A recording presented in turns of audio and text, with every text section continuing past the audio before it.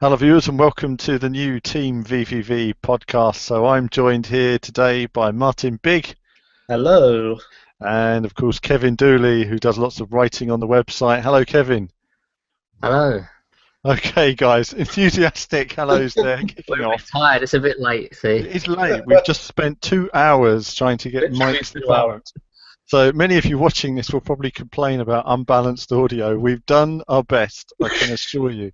Meetings over the internet are not easy, especially when you're trying to record.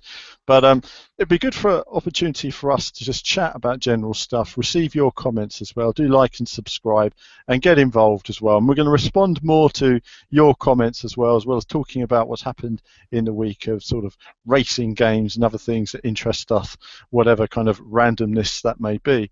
So kicking off this week, I guess one of the big things we've talked about has been the new Top Gear. I thought we'd kick off with that because it is sort of the headline news for everybody. It's not a game, it's a TV show, but let's just talk about Top Gear for a minute. We'll get to the games in a minute and the GT stuff. Top Gear, impressions from you guys on the new Top Gear this week? It's trying too hard.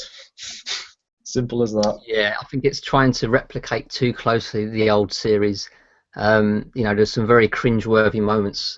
Chris Evans, particularly at the beginning of the show when he's trying to introduce like the features coming up on the show in a Clarkson-esque voice. So I didn't quite sit right with me. It's a bit cringy. There is that kind of phrasing, I think that Yeah, Jeremy's kind of in the world phrasing that yeah. that they're trying to capture. I He's personally trademarked. found that there were two things for me. There was Chris Evans was trying very hard, so he was shouting and overperforming, and trying Mm, to make up for trying to make up for the fact there was only two of them there. It always helped when you had a third person to chime in, so it yeah, wasn't relaxed enough. It was a bit shouty. Don't get me wrong, the old guys performed in the studio because that's what you do. Between takes, you get the round of applause from the audience going, then you continue that take. That's the way it works. But it felt a bit staged. The audience felt a bit stiff and not really knowing what to do, and Very it just forced wasn't. as well. Like Yeah, clap and cheer as loud as you can. yeah. It really was like. Yeah. What was Chris Evans' show? TFI Friday, That's whatever. exactly yeah. That's exactly what It was very much like that with cars. So the main show, I think there was neither presenter really got into it. But I would say I'm open to them giving them time to relax. There was a huge amount of stress and pressure on yeah. them. Um, this wasn't about being relaxed. It was about robotically making a show that did a job and learning from it. So in that sense, they did that. What was interesting afterwards for me was they had extra gear. I was about to say that was actually more enjoyable than the main show. I thought it was more grounded. I heard good things about that. Yeah, I haven't Yeah. actually watched it yet, though. Now I've watched I've watched both of them, and let's talk extra gear now. Extra gear was the news bits of Top Gear that were missing. I'm So so uh, surprised about that. I don't know why they scrapped the news section from the yeah, main. the For news, me, the news. That's and that that was is one of the the point. highlights of the main show for me in the past. Exactly. Yeah, yeah. Yeah. I mean the news, and what's that car, Martin? The one that was always due out but never got released. The Dacia Sandero. Exactly, that car, right? Dacia Sandero. Great It news. was. The It Dacia Sandero. I've got another photo of it. and that took up like 2 minutes of every show for probably 3 years. Fantastic. And so I really like the news, and I was mentioning the other day, I miss the cool wall as well. I'm one of the only people who misses that, but I really enjoyed things like the cool wall and That's not been on Top Gear Yeah, for like yeah, 10 series. it hasn't, but I yeah. enjoyed it. It was something that I just enjoyed because Top Gear evolved from still very much a car show when it was reborn, and gradually the car stuff reduced and the entertainment side took over a bit. And I Mm. kind of missed some of the general car review elements. And I know Jeremy said we didn't have enough car reviews, and then he did that. He did a review where the car was driving up the beach and there were soldiers fighting around it and God knows what. And it was a brilliant piece, That was hilarious. but it was. I like that. I like seeing some of the generic car review stuff, and so I think Extra Gear. If Top Gear has become an entertainment show, then Extra Gear is the car show, And we have two Yeah. presenters on there. We have new presenter Rory, and we have Chris Harris as well. We needed more Chris Harris. I think that was a big mistake not having him in the main show. For me, head and shoulders, Chris Harris is the star of Top Gear. Both shows, end of story. I didn't think they realised. I like his delivery. I like him on the sofa chatting. I think that was one of the things as well. I think Rory was trying too hard to present to camera. He was performing quite a lot. He was projecting himself almost too much. Relax a bit, Rory. For him, what prior experience does he have? I'm not really sure. He doesn't have a great deal. So Rory's really the man who needs some experience, and in that sense, I always give people the benefit of the doubt and say, no, you've got experience. I had no experience of doing things years ago. I'll be much more relaxed at doing them now. And I think for him, he just needs to relax into it, all the pressure. I think there wasn't much chemistry for me between Rory and Chris Harris. Rory would say something to Chris would say, yeah. Rory would just go, yeah, okay. And they never engaged in conversation. They weren't. So it's a bit disjointed. So when I see people saying, oh, Extra Gear was amazing, it wasn't amazing. It was all right, had its moments, but it was still a bit stiff. I kind of felt... More grounded than the main show, though, I thought. Oh, well, because it's a car show. Yeah. It just wasn't an entertainment show. That's the difference. It was a completely different show. It wasn't trying to be anything else. So, but what was the main show, does it? I think what it is that if we had the Top Gun sequence, which I thought was great fun. I thought Sabine was funny. I thought it was a fun little segment. But I think that if they could have just condensed some of the segments down, had the extra presenters in there, who will come in time, I think there's certainly stuff to work with in there. I think that Chris Evans doesn't need to prove he's the star of the show by shouting louder. They just need to settle down. Tone that down badly. Yeah, that's it. Bring that down. You don't need to be the star of the show, Chris. Everyone knows who you are. Matt LeBlanc, whatever, doesn't need to prove himself. We all know who he is. We know he loves cars. We know he can drive cars pretty well. That's great. I will just say, I love the new Top Gear test track. I like the rally I'm car. not a fan. I like the rally car. I have to admit, I think the old track is fun, but we've seen so much of it. It needed a difference. The only problem is from a car test perspective, when they're testing cars, they'll be going around the old test track when they're actually testing cars, because of course you can't really put a Ferrari FXXK over a load of gravel. So they're going to have to have two tracks now, one for testing sports cars.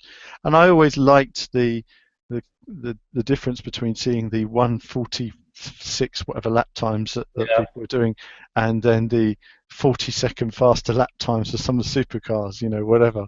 So the one section that needed a refresh, it probably was that, because in the previous shows that was always the bit I skipped if I wasn't interested in the guest. Yeah, it's a bit more watchable. Yeah, it's more fun. There's more that can go wrong now. I'm not sure if they need two guests though, because they tried that a few series ago and it just didn't work, and they put it back to just one. I didn't like the way they presented the two guests. Like you said, it didn't work. The article, it was like a game show. Yeah. I know he's trying to get the crowd involved because that's what he's used to doing with his previous shows, but I don't think it seemed a bit desperate. It seemed a bit forced. I wasn't a fan of the participation part of it at all. No, I think Gordon Ramsay's just a loud, guy, isn't he? I'm not too keen. I'm not keen on Gordon, to be honest. And what's the name of the other guy? Jesse, isn't it? Jesse Arnold. But Jesse, the weirdest pairing in all of television. Yeah, I thought what's bizarre was he was just like his characters. He was like no different, was he? He's like he's straight out of Superman versus Batman, or The Social Network. He was just the same guy, and he was very awkward, and and then of course he was so terrible in comparison. Sadly, Gordon gets in there and boots it round the lap, and I was like, damn, now his time's going to be up there for ages. So he goes and puts in a flyer. So I think you'll see some people really hammering it on that dirt course. Someone's going to roll the car at some point. It's got to happen. In their defence, though, because it's starting a new track, they have to, get a lot of names on the board straight away. So, before when Top Gear used to introduce a new car, they'd have these little sort of meetings. We'd have loads of celebrities just to get the times on the board. So perhaps that's why they went with like two celebrities. Well, I really liked that. They had a barbecue. Sorry, Martin, you were saying? No, I wasn't saying anything. I really liked the barbecue they did. Would No, you there was would you take a sausage off of Clarkson though? exactly not today, but I will say that. Anyway, he's a man who knows his meat, so what I can tell you is that it will probably be well done. Yes. But at the end of the day, yeah, they did the barbecue a couple of years. Now, who there was that? There was that. Oh, what was it? The girl from the Winter Olympics there, who he was in love with, Amy Williams, who he was basically in love with at the time. It was awkwardly brilliant.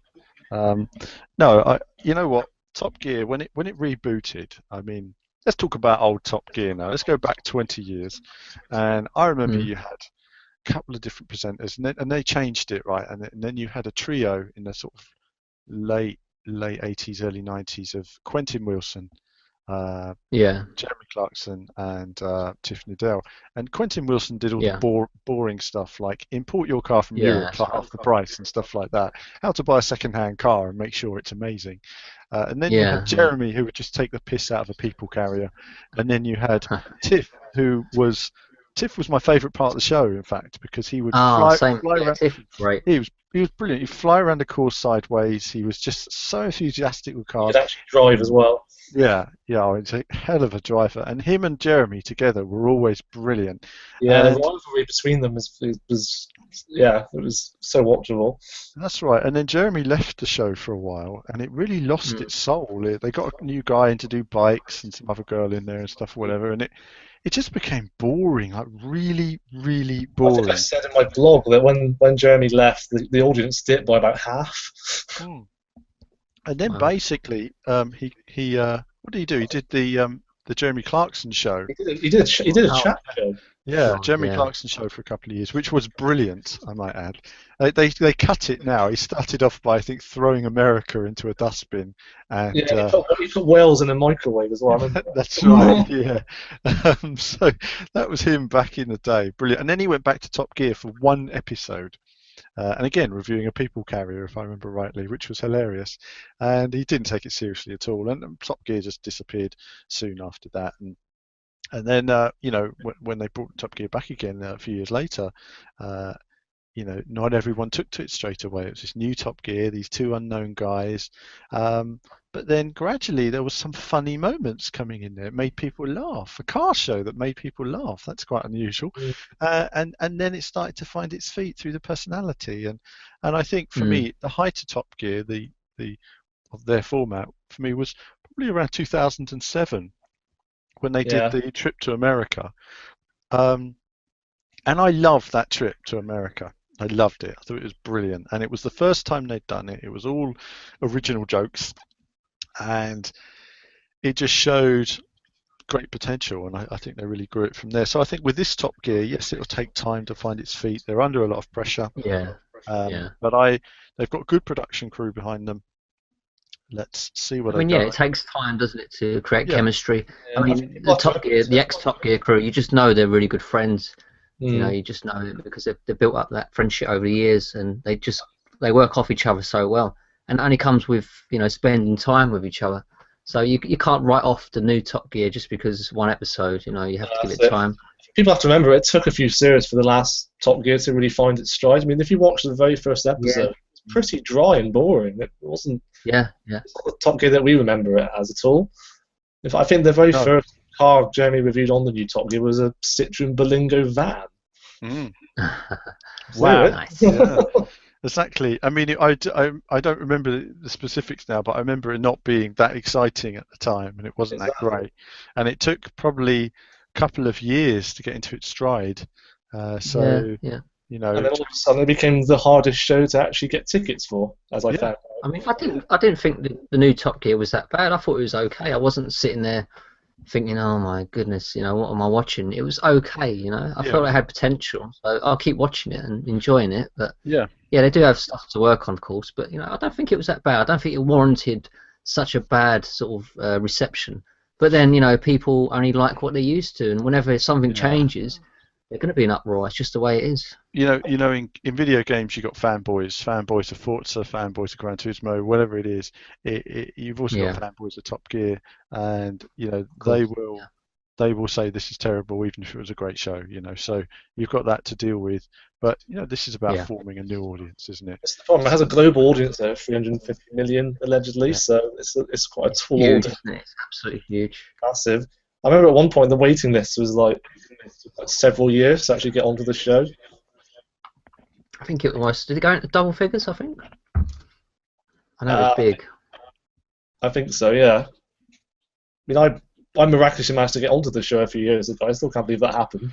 No, I mean that was great. I mean, I unfortunately I just missed out on a few occasions, and just they didn't come around very often. I was in the queue for years trying to get an audience ticket, and I just gave up in the end.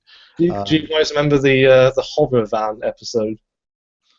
No. It was quite a recent one, a couple of years back, where they've converted the transit van into a hovercraft. I don't remember that one. I've probably missed that episode. I've missed a few of them, more modern ones. Martin, go. For anyone watching, I was the really awkward audience member in that episode that kept looking up all the time at the monitors. Oh, we could actually see you in the background, could we? Yeah, it's. Really I'll have a look out for that one then. It's in the news section. There's this guy in the second row that just keeps looking back and forth. But Martin, was you wearing your VVV T-shirt? No, I was wearing an I Am the Stig T-shirt, if I remember. So you should have been represented.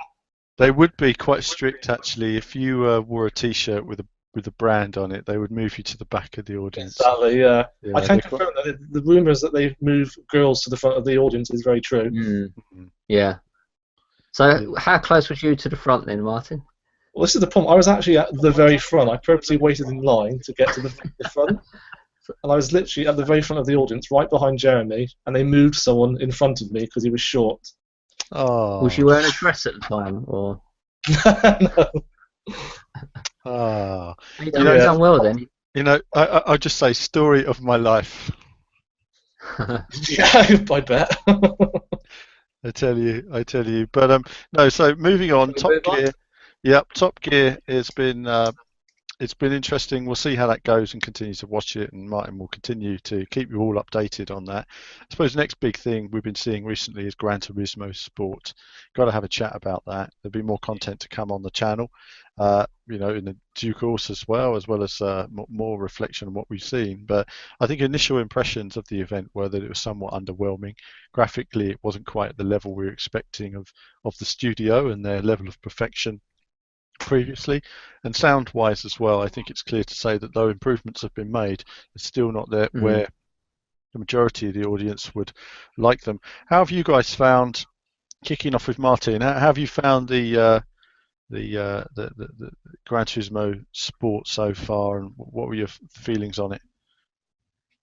Yeah, I mean, from what I've seen so far, I think it's been a bit of a letdown. I mean, I think we all expected it to be.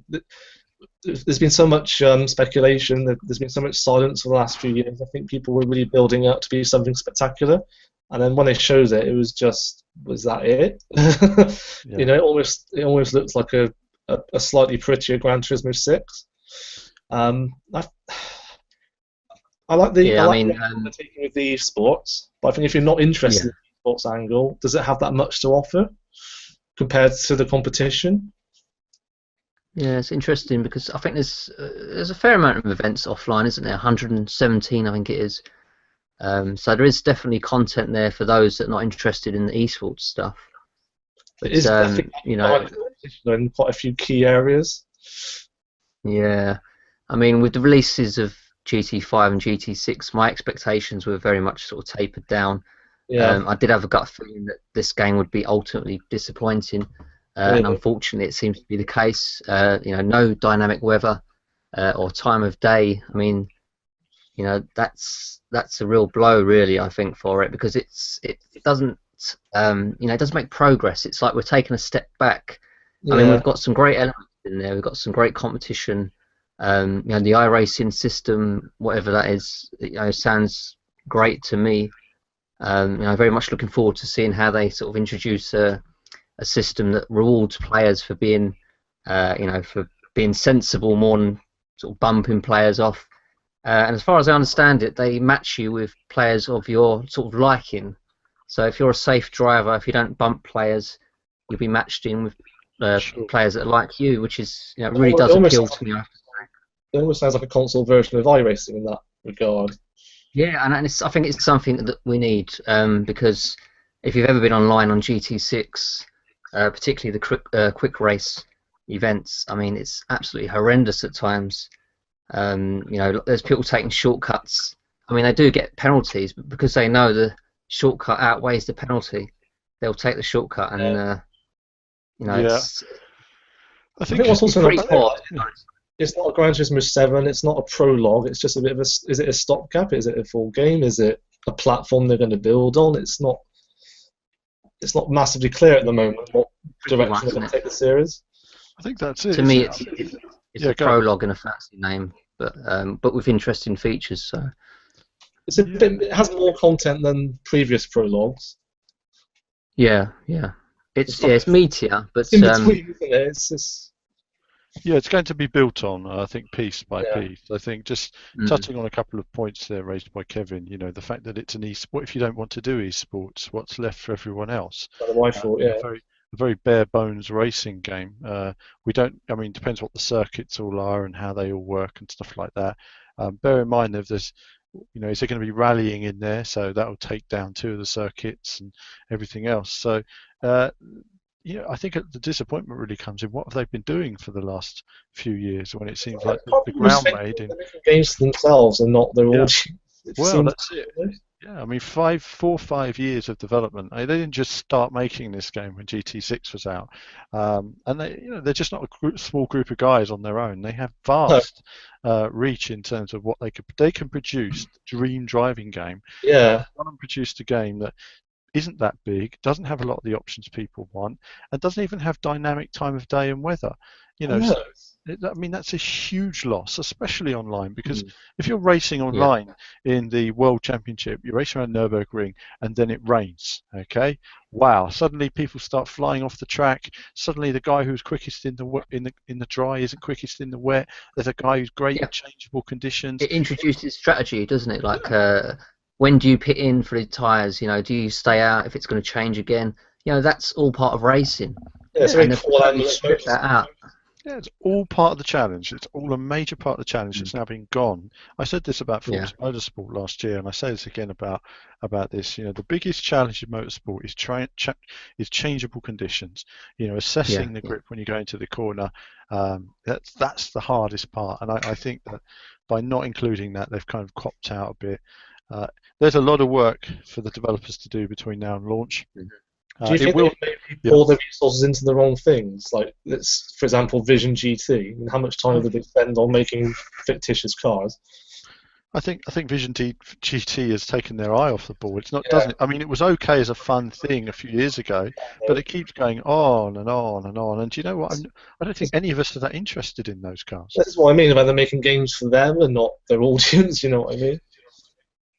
Yeah, I mean, Gran Turismo, if you think about it, it has sort of, or used to have, everyday sort of cars that you can relate to, and the GT Vision is the opposite end of the scale. You can't relate to these cars. You want to drive your car that you drive in real life, and you was able to do that in the earlier GTs.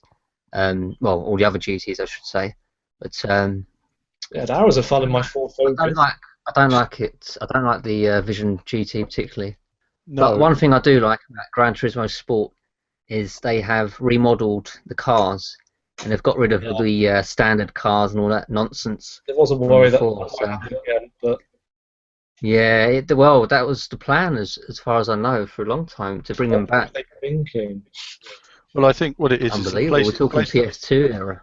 Well, the thing is, PlayStation VR has changed all that. So as soon as a new PlayStation VR was coming, now yes, it's quite possible that they've reduced graphics for PlayStation VR. Yes. But let's look at the situation.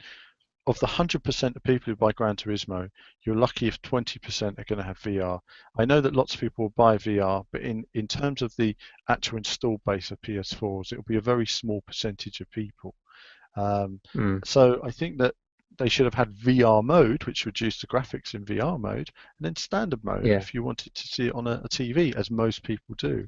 I think opting just for the minority of players, I don't think would help everybody. So I'm sure it's going to be pretty amazing in VR, but at Yes. the same time, we'll just have to wait and see. I mean, they've got a lot of work, as I say, to do, and it'll be interesting to see how it evolves. I mean, maybe we'll see it in VR, come off it and say, that was incredible. I can see why they took the decision. But I think also something else was, it's as important as they want it to be really cool looking replays. I mean, the replays again needed a lot of work from the build I saw. They look better on video than they did in person.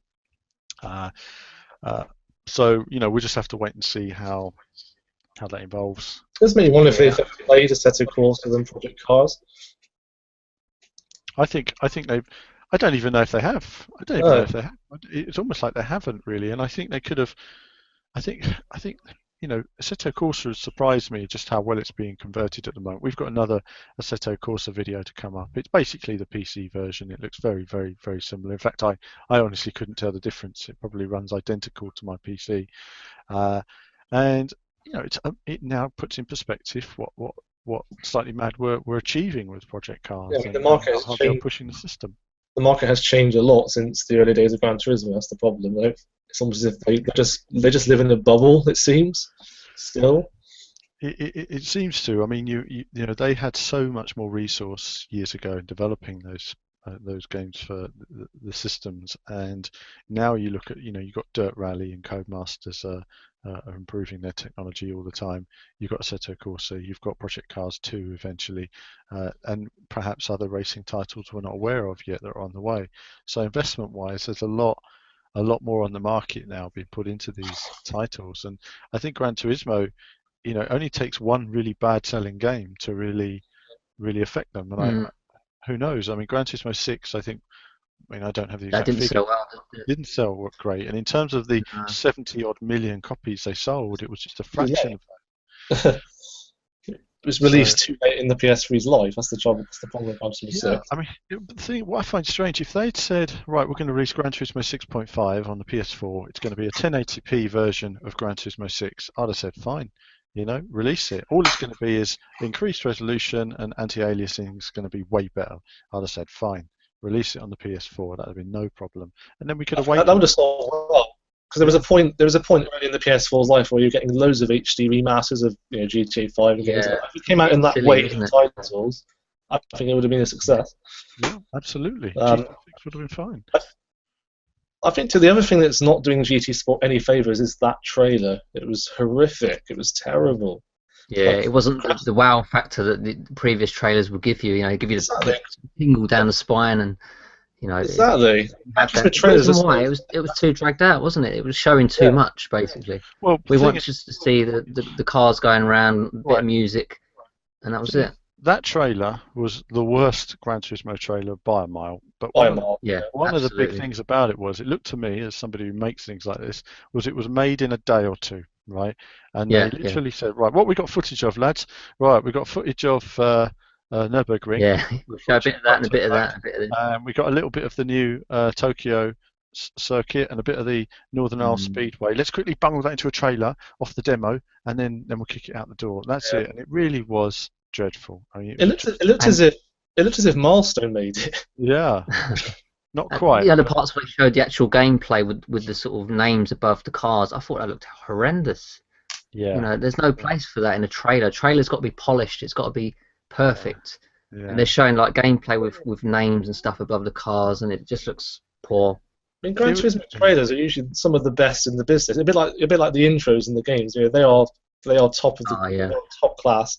And they're always so cinematic. And I think in my article I linked back to the GT6 trailer, and if you watch them side by side, it was like it was made by a different company. Yeah, it's crazy. I mean, another thing that gets GT fans mad is when polyphonies spend too much time in one area that seems sort of insignificant or not related to racing. And this time round, I mean, before it was. I forget what it was now, but this time around it's the escapes mode, where they've put in like 1,000 locations, which is great for those that want that. But most of us would prefer that sort of development time to go into sound production or other areas. Okay. GT6 they had the moon, didn't they? Yeah, Moon it's buggy a and all reflection of that. Kaz's passion for photography, almost. Yeah, but I feel it's It's too much. maybe it's too forced on people, or it's too much of a big element of the game that maybe needs to be toned down a bit. Yeah, Because people want that's the making games. want to get the fundamental things right. So the audio, the physics, and the graphics. And so How far the are the graphics physics have been actually? poor. And How are audio. the physics? Sorry? I was just asking Alan, as he's actually played it, how are the physics compared to the other? Honestly, it was too early to say. I mean, all of my gameplay was done in absolute silence because I was Yeah. recording the audio. Right. So I was just literally feeling the force feedback and just squashed in this little rig and trying to get an idea on it. I mean, I would say that it felt intuitive. I can say that, but in terms of realism, it didn't feel. I'd say if Assetto Corsa's the most realistic thing up there, I don't see it beating No. the Corsa anytime soon. It still feels like they've added some sort of durability in terms of getting people involved in it. Yeah. So GT6 felt good from what I remember at the time. I said that I felt that there was a good step from GT5 to GT6. I feel that there's been some improvement again. But based on what I've played, I can't even judge at the moment. I'd need to sit on my own rig, do 100 laps, try some different cars, and I really start to understand what they've done in terms of differences. You know, there's a lot of GT guys who play GT6 all the time, probably move on to this as the same car, and they'd be able to give you a much more informed opinion if they had the time. But it's very early to say on that. Suffice to say that everything's a work in progress on it. Yeah, but again, it's I mean, it's a shame. Do we expect much improvement on the sound between now and release? We are expecting some improvement on the sound. I think there's still a lot of components to be added, but in terms of the fundamental sounds, a lot of them are still going to be the same. I will say that they explained that there'll be much better sound in GT6. They said in GT6 the sounds were placeholders when they launched the game. Yeah. And of course, there's going to be a patch. There's going to be a patch update that changed them, wasn't there? And it never happened. No, and they did improve some sounds. There was like a GTR sound that was improved and stuff like that. But it was like, come on now, Forza Motorsport's been doing this for several years, and Need for Speed it is, because did as there well. Is clear improvements, but they're just taking too damn long to do it. All the time, I think that's why some people are saying, hey Kaz, Kaz is racing around Nürburgring, needs to be back at base, making sure the guys are getting on with work. So jolly all the time racing around the Nürburgring. Yeah, it certainly comes across that way. So I say at the moment, I've got an open mind. When I go and see these games, I know they're very early. There's a lot of work to be done, but I think where this game's concerned, it's had years of development from an unlimited budget and development team compared to everyone else. How big is the team at Assetto Corsa, for example? Sorry? How big is the team at Assetto Corsa, for example? It's very, very small. It's very different. They're tiny. It's very small. I think they actually mentioned there's like one man. There was one man who did all the handling on the cars, and there's one guy who makes every track. One guy. That's crazy. And so once they've got the scanning data, they give it to him, and he builds it and everything else. And this was it. So there were these like you say, 12 people. Pretty much made the whole game on their own, and it's remarkable really that they've managed to get as far as they have. So Assetto Corsa again is a building block for them. Should it do well, I'm sure we'll see lots of additions in terms of growth, in terms of the future of that franchise. But either way, I think it's important that the sim community get behind it, because only by success will it grow, and I hope Assetto Corsa does well on consoles. But at the same time, one thing Assetto Corsa had when I was playing it in the past was terrible AI. They really need to work on that. The handling was fantastic, but the AI often I think there's been some recent improvements to the AI in the PC version, or at least over the last few months. So I think they're certainly concentrating on that. So it seems they're going in the right direction with that. Yeah, improved AI I think is important there, and obviously it doesn't have weather Mm. conditions, but that's something, the challenge I'll have to work on for the future. As a small development team, cracking job, Yeah, and I look forward to seeing that yeah, when it comes out in late August, and we'll have some great content absolutely. on it Yeah. as well. So that's where that's concerned. What's next on the agenda for you guys? What have you seen this week that's caught your eye? Should we do some news? Yeah, news. Do the news. Go on. Do the news. So what have we had so far? Well, we've had quite a few announcements, Yes. presumably for the build up to E3. Probably the biggest would be F1 2016, although everyone could already see that one coming anyway. But Yeah. yeah, the headline Career features, mode. it has a career mode. Actually has the features it should have had in last year. Actually, to be fair on Yeah. them last year, I mean, Yeah, let's be fair. I think, bearing in mind they had to kick out a game every year. Last year, I gave them some slack in terms of, I understand where it is right now. It's a work in progress. Mm. But let's just wait and see how it develops this year. This year, that there isn't going to be any slack. If they don't make a good game this year, then it will be bad for them. So I mean, F1 2015 it handled great. I thought it felt really good to drive. So they've got that now down. But like you say, without a career mode, it's silly really. It's like the heart and soul's been ripped out. So it's Yeah, good. Well, it I has to think be back. So they've brought it back. I guess we have to bear in mind that with F1 2015, it was built on a brand new engine, so I guess with the limited time they had, it's not surprising in a way, and they had because they're tied to the license, they have to kick it out annually. yeah, puts them under Yeah, I a lot mean, of all the, pressure. the tracks are there, the cars are there. Why couldn't they have the career mode? It Uh, baffles me. Yeah, All the I mean, assets are there. I think, like you say, it just came down to time. I mean, for me there's personally, deadlines. Yeah. handling wise, I thought it was fine with some assist on, but with the assist off, I just found It was a bit all over the place, wasn't it? the wheel spin was excessive. And I mentioned on a video, I'm going around turn one at Hungary. I'm going around the corner, and the wheels are spinning. Wheels are spinning. I'm hardly putting any power on. Wheels are spinning. And what it wanted me to do when I came around the corner was opposite lock. So you find you do opposite Mm. lock on almost every corner because you see the guys doing that on Yeah. TV. That's not how I was driving. I was driving progressively. It would be slower, but I Mm. was driving progressively. So it shouldn't be doing that. So for me, the physics system might be fun to make people feel like they're going sideways around a corner, and that's great. But the So reality was, basically, as a power slide simulation, F1 cars then. that's it. Yeah, as a simulation, it was Ah. it was nowhere. When you're putting in opposite lock into your steering wheel, you're actually going slower and you're damaging your tyres. So you want to drive smoother. And I found that the cars were doing opposite lock on corners in real life, where they just Okay. weren't getting that level of wheel spin. So I think it was fun to play for a lot of people. It was really fun to play, but for me as an F1 purist, I just found that it wasn't letting me drive the car as it should be driven, Okay. and I think that was something which, Yeah. and in fact is, Tim who reviewed it, has completed the game, got bored of it actually because there wasn't much to it. That was his problem. He just said that I just got bored in no time. But like yourself, Kevin, he enjoyed the racing immensely. So I think if they can Mm. package it and put it all together this year, they'll have a better game. So Martin, what else is happening on the news?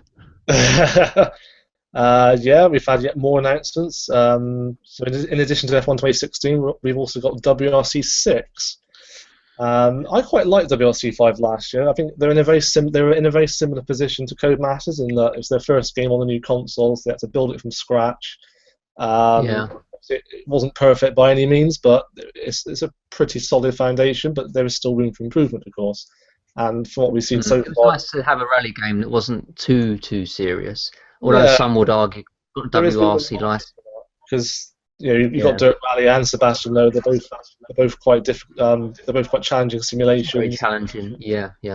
But yeah, I think because it's an officially licensed title, a lot of people expect more more And it's got the authenticity. yeah. I think that's what I wrote in my review at the time. Yeah. But at least by the sounds of it, with WRC 6, they have actually taken feedback on board. We're getting narrower stages and longer stages, improved graphics and all that sort of thing. So yeah, we'll have to wait and see what they can bring at E3. Yeah, I think WRC, they were in a tough position last year, weren't they? Having to bring a new brand new graphics engine. I think this year we'll see a step improvement. I don't think it's going to be next level stuff, but I think if they can build on what they've already done, I think it'll be a fun enough game. The stages I've seen already look narrower, more realistic. So I think it will be an all-round better rally game, almost the sort of rally game they wish they'd been able to get ready last year. Again, it's the situations of Codemasters and F1 in that regard. Yeah, and I think obviously Dirt Rally's out there now. Dirt Rally has a huge following right now, very positive following. It's bad timing in a way that it's come out this year, which has been very much the year of rally games. Yeah, it's been, like you say, Seb Loeb, which I felt Seb Loeb got a bit of a hard time from people. I didn't think it was a bad game at all, but obviously Dirt Rally's come out, runs at 60 frames, looks amazing on the console, and it has incredible audio. I think that's the thing as well that should be said about Dirt Rally. Codemasters always do cracking audio, and I think Dirt Rally is a finding, one of the top 2 games for me when it comes to audio ever made. So definitely, I have to agree with that. It's just a shame it doesn't have as much content as Sebastian, though. I always think if we could combine those games together, we would have the ultimate rally game. Yeah, I love Monte Carlo in WRC. In Sebastian Loeb. I loved it. I mean, I fly through that stage. But anyway, as well, the really tight circuit in Italy. Yeah. Now moving on. So obviously, Project Cards VR, covered that already. VR's fantastic. I love VR. You'll be seeing more of that on the channel. The crew continues to do well, and we have our crew wild run review up, just 6 months late. Well done, Martin. And of course, you've got it's funny with TTR World Tour. Nobody cared about it when we mentioned tabletop racing a few months ago and had our world exclusive, but glad to see that people have started watching that video. And also Ride 2 was announced as well, coming out later this year. Let's talk a bit about Ride for a second. I liked Ride on the PC. On the PlayStation though, 60 frames, frame rate wasn't there, a bit rough around the edges. It's a shame, isn't it? I mean, let's hope that Ride 2 has some potential to it in terms of where it could be. Yeah, I mean, there was a few problems with Ride. I played it on the PS3. The loading times were dreadful on that game. The graphics weren't too hot either, and the sounds as well need quite a bit of work. But overall, I felt it had potential. I'm certainly looking forward to Ride 2, see if they can sort of iron out those things. It had decent physics, and it was a lot of fun, really.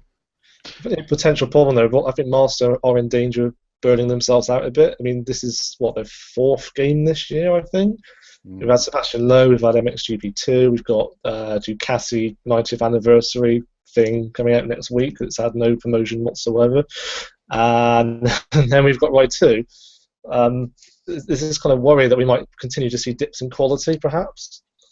Yeah, I mean, it's a lot of games. It's 5 in 1 year, so they're bound to sort of spread themselves out a bit thin. I mean, the team has expanded quite a bit in recent years, but yeah, I mean, I think the thing is like you were saying, they are a much bigger company than they were. I mean, they've quadrupled in size in the last 4 years, but I think that in terms of making a game and polishing a game, I think that they've got to be careful right now, because if they continue to just knock out rehashes every year, then obviously that will damage a reputation, and it's tough in the market at the moment. They don't do themselves any good. I think this year we've had Sebastian Loeb, which was a decent game. It just needed a bit more polish. We had MXGP2, which was a good enough game. It just graphically though it wasn't quite there. I think 60 frames per second would have really made a huge difference to the feel and play of that game, and I think it just wasn't what it should have been. And I think Ride, again, it's going to be 30 frames per second on the PS4, and it's not, maybe it will have some frame rate problems and all that. And I think also sometimes there's a feeling that Milestone don't listen to the public in terms of when they find problems, they don't feel there's enough response there. So I think they're extremely passionate developers who love to make games. They're top guys, but they've got to, like you say, got to be careful they don't burn themselves out and damage the hard work that they're actually doing. That is very positive as well. I mean, they are the go-to developer at the moment for licensed motorbike games. Absolutely. They have that reputation, but every time they release something, you just go on their Facebook page and there's just stacks and stacks of negative comments. They're kind of building this other reputation as well with buggy releases and things like that. So I think if they continue on this path, they are in danger. I think of that. Yeah, I mean, so I think Ride will be interesting to see how it develops. And other than that, what else have you guys been playing at the moment? Ooh. I've been enjoying Tabletop Racing World Tour. That was. I think I've been recently reviewed sort of Super Toy Cars, which has a sort of similar sort of premise, but Tabletop Racing really sort of cranks up the quality. The car models are excellent. The sort of courses, got a good imagination. You've got shortcuts. The weapons, are hit and miss, but overall, I think it's a very good package. And of course, there's rumored DLC, isn't there? Silverstone. Yeah, that would be interesting. We've got actually a very extensive interview with the guy that made that come onto the website soon. It's taking age to transcribe, but we'll get there. He's famous for being the co-creator of Wipeout. Yeah. I quite like it. Yeah, it's a very solid title. I think it's getting a lot of unfair flack, to be honest. I think, especially considering it was a free title on PlayStation Plus as well. Yeah, I mean, early days there was online problems, but they seem to be a lot better now. Yeah, I think, like you said, it really does put Super Toy Cars to shame. Yeah, it's a much better polished title. Yeah, I mean, certainly it's polished, and they have done a lot of work since it was released on PlayStation Plus as well to improve any bugs and everything else. So there has still been work, and of course there's DLC that's been added as well. So they've worked pretty well on it at the moment. Martin, what have you been playing? A lot better than, I just want to say as well, it's a lot better than the Vita version, which I reviewed a couple of years ago. Oh, right, yeah. One of my main criticisms with that was that it's the tracks weren't that dynamic, obviously because of the hardware limitations, but now they've made quite a big improvement on that. So, that's all good. I played the mobile version, which is probably even worse again, but certainly decent on the PS4, yeah. Right. I'm actually having a hard time at the moment trying to complete Trackmania, which is one of the hardest driving games you could ever play. Oh, yes. So far. Yeah. Like, you have to, for those that don't know, it's basically a time trial game. You have to get from the start to the finish in the quickest time possible, and the tracks get increasingly more difficult.